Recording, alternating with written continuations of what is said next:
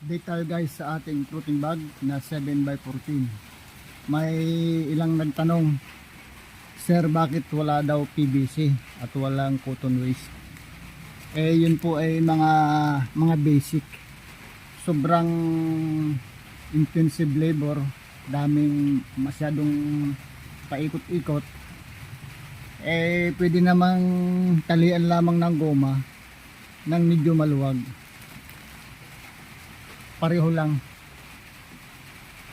Saka napakarami mong gagamitin tao bago ka makadami. Yan po ay ako lang ang nagpunyan, nagtanim. Pati dati may dyaryo, may goma, may PVC. Sobrang tagal. Ang dulo doon pareho lang. Ayan o.